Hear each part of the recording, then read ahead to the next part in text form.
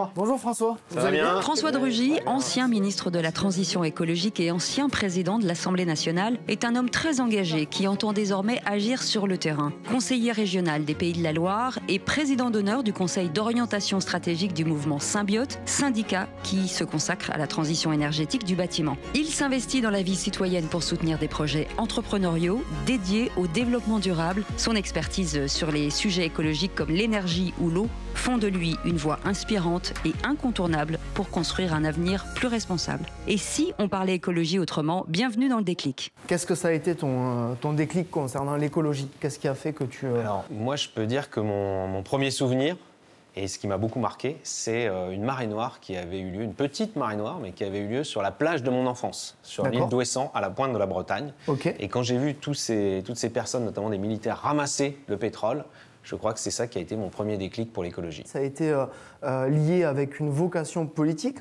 ou pas du tout? À l'époque, j'étais un petit enfant, donc il n'y avait pas du tout cette dimension politique.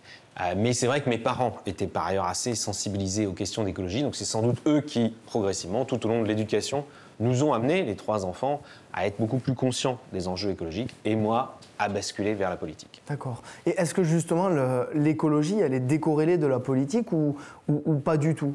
Comment vous voyez les deux? Les deux. Elle est à la fois dans la vie de tous les jours et ça concerne tout le monde et ça n'a pas forcément de dimension politique. Et aussi, c'est évident, si on veut relever le défi du climat, le défi de la biodiversité, aujourd'hui la question de l'eau avec l'adaptation au réchauffement climatique, on ne peut pas faire ça sans action politique. On est bien d'accord. Pour se connaître un peu plus, moi j'aimerais bien qu'on fasse un petit quiz. Quand vous étiez enfant, première question très simple, qu'est-ce que vous rêviez de devenir? Je rêvais d'être capitaine de bateau. Peut-être que j'en rêve encore un peu aujourd'hui, mais c'est trop tard. Mais quand j'étais enfant, c'était vraiment ça mon ambition. Est-ce que vous vous souvenez de votre premier geste lié à l'écologie? Je pense que c'était le geste de tri des déchets. D'ailleurs, tous ceux qui me connaissent ou qui ont vécu avec moi ou qui vivent avec moi savent que c'est un peu obsessionnel chez moi. Je veux toujours trier les déchets. Et est-ce qu'il y a un péché en écologie? Oui, je pourrais reconnaître, j'ai toujours fait du bateau à moteur plutôt que du bateau à voile. Bon, j'ai quand même évité les très gros bateaux à très gros moteur, mais c'est vrai que je préfère le bateau à moteur au bateau à voile. Est-ce qu'il y a un sentiment d'inachevé? Oui, le fait d'avoir été ministre de l'écologie seulement 1 an, je sais que j'aurais pu faire beaucoup plus de choses si j'avais pu rester à ce poste, à cette responsabilité plus longtemps. Est-ce que vous seriez le père d'une avancée sociale, d'une grande invention? D'une grande invention, non, mais en revanche, en tant que responsable politique, j'ai été à l'origine de lois, et quand j'étais ministre, de 2 lois, une sur l'énergie et le climat, et une autre, justement, sur le traitement et le recyclage des déchets. François, première petite surprise, c'est ça. Ah. Donc on est en 1991, tout à fait. Avec un premier engagement, un premier déclic. Le logo n'était pas le même à l'époque, d'ailleurs. Juste après mon bac, alors que j'avais déjà été engagé dans une association de défense de l'environnement à Nantes, je décide de m'engager pour la première fois dans un mouvement politique, Génération écologique, qui avait été créé par Brice Lalonde, qui était à l'époque ministre de l'écologie de François Mitterrand et de Michel Rocard. Et je trouvais sa démarche intéressante, justement, parce que c'était un engagement aux responsabilités, d'essayer de changer les choses en prenant, partout où on peut, ses responsabilités, ce que Brice Lalonde avait fait au niveau national, ce que d'autres faisaient au niveau local. Et ça vient d'où? C'est une rencontre? C'est à l'université? Oui, alors c'était plus par le biais de l'adjoint au maire de Nantes en charge de l'environnement de l'époque, qui participait à ce mouvement, que je connaissais un peu, que j'avais croisé par l'action associative. Et cette démarche écologiste pragmatique, le slogan de Génération écologie à l'époque, c'était « Agir, pas gémir ». Et je trouve que c'est toujours un bon slogan. C'est toujours un bon slogan. Et en remontant le temps, est-ce qu'aujourd'hui on pourrait dire qu'il y a plusieurs écologies ou pas du tout? Oui, je pense qu'il y a plusieurs façons de parler de l'écologie, plusieurs façons d'en faire. Mais plutôt une écologie radicale, une autre progressiste. Disons qu'il y a des visions très catastrophistes. On a l'impression qu'on va tous mourir demain, que la planète va exploser. Il y a des visions qui sont très radicales, en effet, qui disent qu'il faut tout changer tout de suite, sinon ça sert à rien. Je pense d'ailleurs que souvent ceux qui disent ça, en fait, sont les meilleurs alliés de ceux qui ne veulent rien faire, car il y en a aussi. Okay. Et donc, moi, j'ai toujours souhaité qu'on essaye de faire avancer les choses de façon pragmatique, c'est-à-dire en partant des réalités et progressivement, mais de le faire tout de suite. Est-ce qu'on pourrait dire qu'il y a aujourd'hui une écologie plus à gauche et peut-être une écologie plus à droite? Oui, il y a là aussi des sensibilités.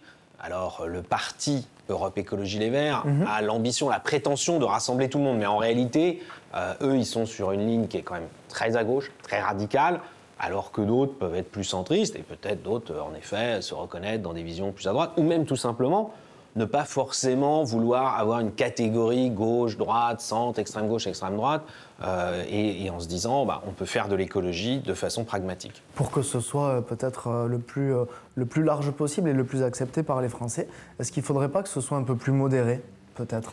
Je pense qu'en effet, ceux qui sont trop radicaux dans leur approche finissent par décourager les Françaises et les Français, les citoyens, de s'engager pour l'écologie, soit en votant pour des partis écologistes qui ne font pas beaucoup de voix à cause de ces discours radicaux, soit aussi tout simplement s'engager dans leur entreprise, dans leur collectivité locale pour faire avancer les choses. J'ai une autre petite surprise, François. Qu'est-ce que ça peut bien être? Ah, je reconnais bien sûr, le château des Ducs de Bretagne. Exactement. Et donc ça m'amène tout simplement à vous poser la question, qu'est-ce que Nantes évoque aujourd'hui pour vous? Nantes, c'est ma ville de cœur, c'est là où je suis né. Bon, ça, je ne l'ai pas choisi. Mais ensuite, chaque fois dans ma vie que j'ai eu l'occasion de partir, notamment pour mes études à Paris, ou quand j'étais député, j'allais évidemment à Paris toutes les semaines, j'avais toujours envie de revenir à Nantes. Et j'ai toujours envie de revenir à Nantes. Pour moi, Nantes, c'est du coup ma ville de cœur, celle que je préfère en France, où je me sens bien et où j'ai toujours eu mes attaches, où mes enfants d'ailleurs vivent toujours. Et c'est mes racines, et c'est aussi une ville de qualité de vie. Alors qui parfois se dégrade un peu, malheureusement, mais objectivement, les villes de l'Ouest, la douceur de vivre, le climat tempéré de la Bretagne est quelque chose que j'ai toujours trouvé très agréable. Nantes, qui est une capitale de région, si je ne dis pas de bêtises, quel levier aujourd'hui les régions disposent pour agir sur l'écologie et pour justement préserver le climat? Les régions, comme les autres collectivités locales, ont pas mal de leviers. Mais la région, elle a une vision un petit peu plus large des choses qu'une mairie ou un département. Alors, elle a des compétences qui sont très importantes pour l'écologie, comme les transports. C'est les régions qui s'occupent des transports en commun, les TER, les trains express régionaux, c'est bien connu. Mais c'est aussi les régions qui s'occupent des lycées. Bon, les lycées, c'est bien sûr l'éducation, mais c'est aussi les bâtiments qu'il faut rénover, qu'il faut construire sur des normes écologiques. Puis c'est surtout une politique d'aide aux entreprises. C'est une compétence des régions, le soutien au développement économique. Et aujourd'hui, l'écologie peut être un levier de développement économique sur tous nos territoires. Quand on est aussi secrétaire régional, comment on peut arriver à justement avoir une stratégie de bâtiment bas carbone? Le logement, les bâtiments en général, c'est un des leviers principaux, si ce n'est le levier principal d'une action pour le climat. Puisque aujourd'hui, dans un pays comme la France, les émissions de gaz à effet de serre, elles viennent à plus d'un tiers des logements, des bâtiments, de bureaux, de travail. Donc c'est vraiment le sujet numéro un. Alors il y a des normes nationales, la réglementation énergétique 2020 est vraiment un bond en avant, mais il y a aussi en effet des initiatives locales. Dans ma région par exemple, il y a une entreprise qui a mis au point un nouveau béton, un nouveau ciment qui est réellement bas carbone. Mais il y a aussi toute la filière bois et forêt. Là aussi, dans chaque région, il y a des territoires forestiers dans lesquels on peut mieux valoriser la ressource en bois que l'on peut mettre dans la construction. Est-ce qu'il y a une pertinence à végétaliser, à votre sens, tous ces logements, de façon à arriver peut-être à avoir une empreinte négative?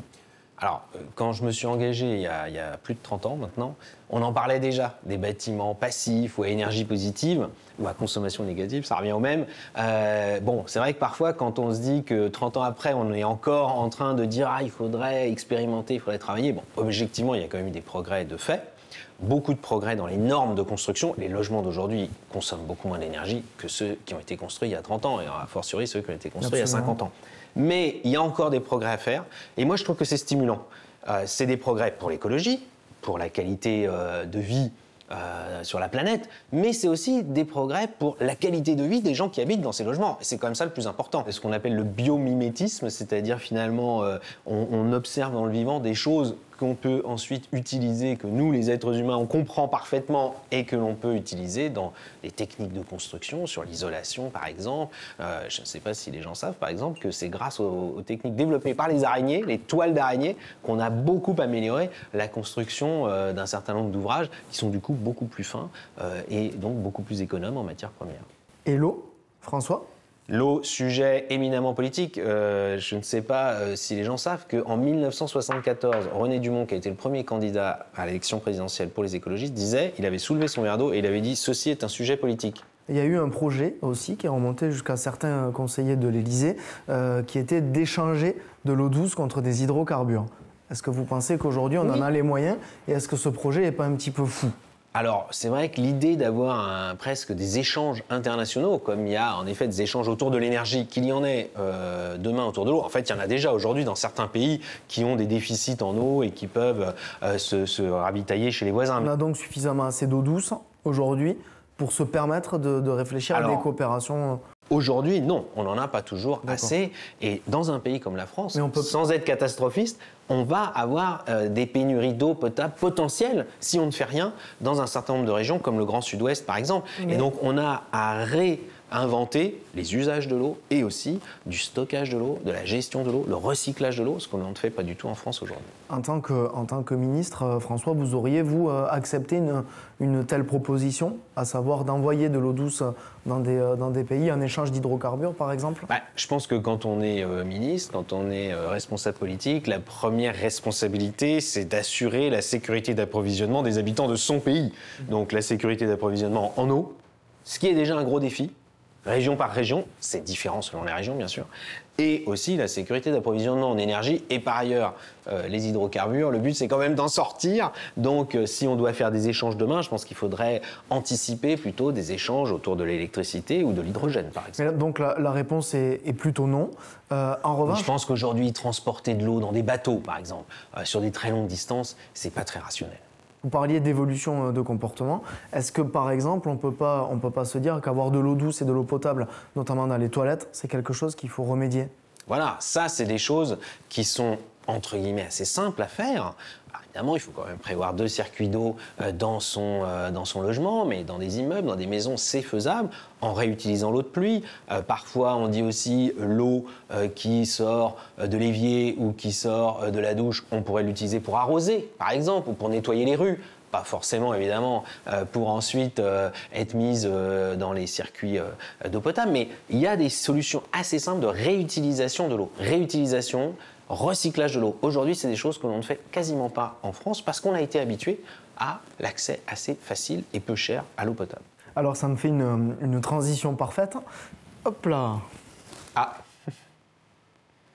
A priori, c'est une cravate. Ça, c'est une cravate. Bleu ciel. Et on parlait d'eau, de sécheresse, de canicule. Vous étiez président de l'Assemblée nationale. Qu'est-ce que cette cravate vous remémore ? Alors en fait, dès 2008, où il y avait déjà eu une année très chaude et qui était la 2e année de mon premier mandat de député, j'avais demandé si on pourrait être dispensé de porter la cravate quand on est un homme, car les femmes en ont toujours été dispensées. À l'Assemblée nationale, jusqu'en 2017, pour un homme, il était obligatoire d'avoir un costume cravate pour rentrer dans l'hémicycle de l'Assemblée. Et j'avais vu qu'au Japon, il y avait une directive qui avait été donnée du plus haut niveau du gouvernement, du Premier ministre jusqu'à toute l'administration, tous les agents publics, y compris les politiques, d'enlever la cravate lors des périodes de forte chaleur pour moins utiliser la clim et donc moins consommer d'énergie.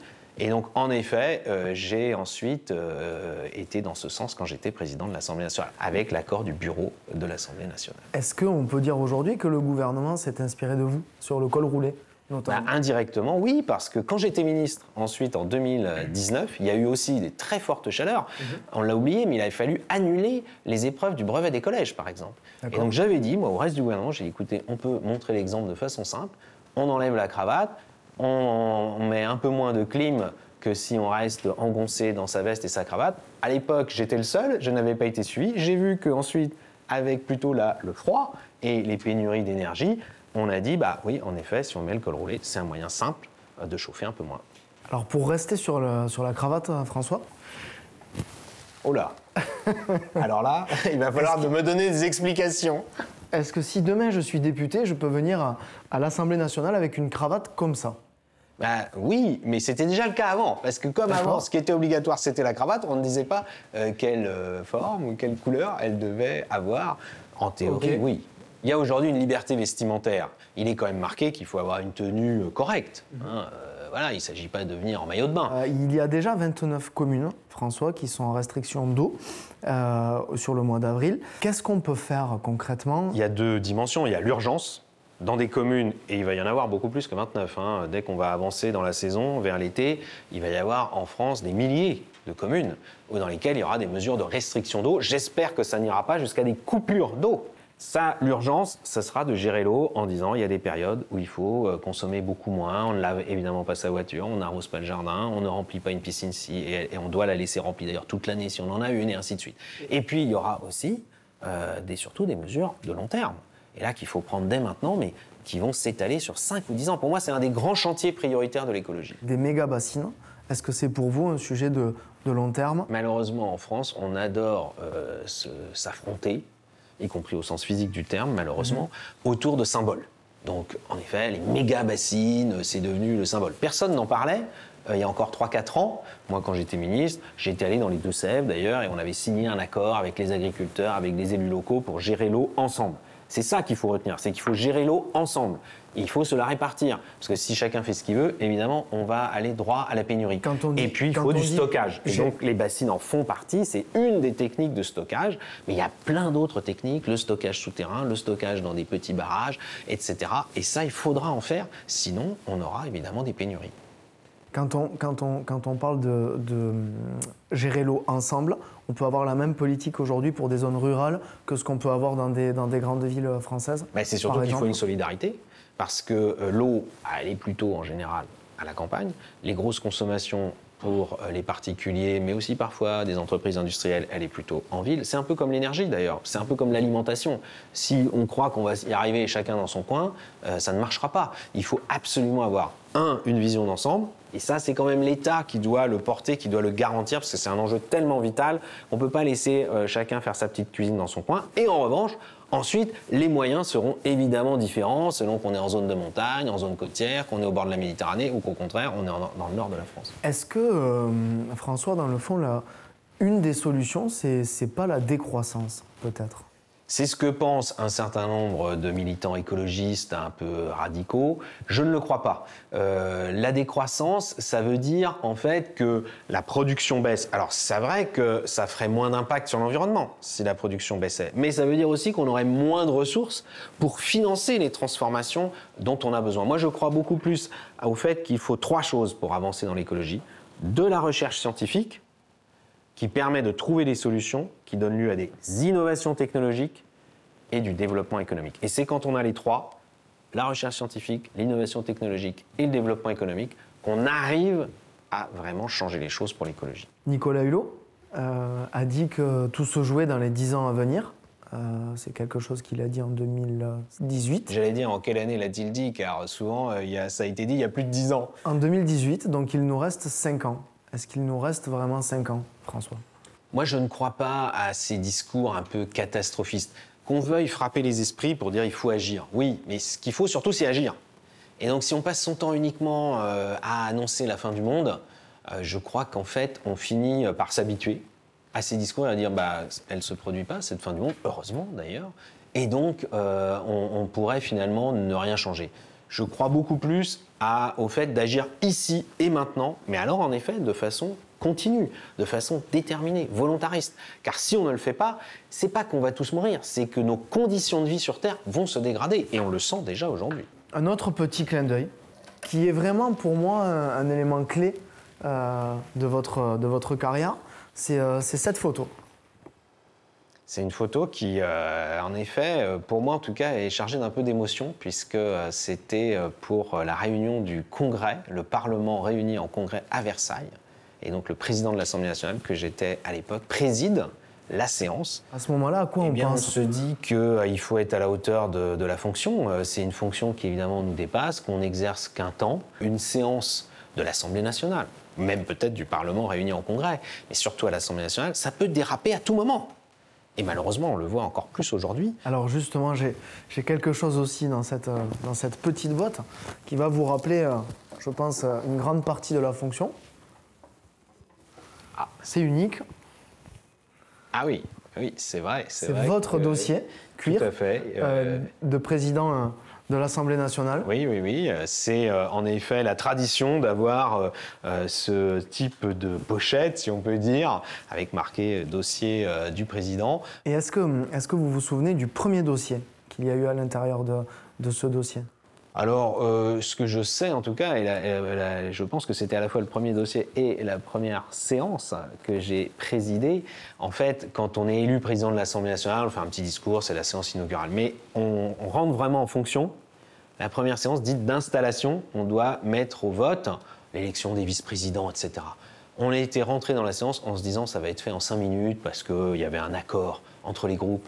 Et puis, quand je rentre dans l'hémicycle, on me dit « Maintenant, en fait, il n'y a plus d'accord entre les groupes et il va falloir passer au vote, etc. » Et en fait, on est rentré à 15h, on est sorti à minuit, alors que c'était prévu pour durer quelques minutes. Donc, je me souviens bien de cette première séance. Qu'est-ce qui vous gêne, François, aujourd'hui dans l'Assemblée nationale et dans l'hémicycle ? Oh, Est-ce qu'il y a trop de brouhaha ? Est-ce qu'il y a trop de... C'est surtout le fait qu'on a l'impression que pour un certain nombre de députés, extrémistes, populistes, l'Assemblée n'est pas là pour voter des lois, elle n'est pas là pour décider.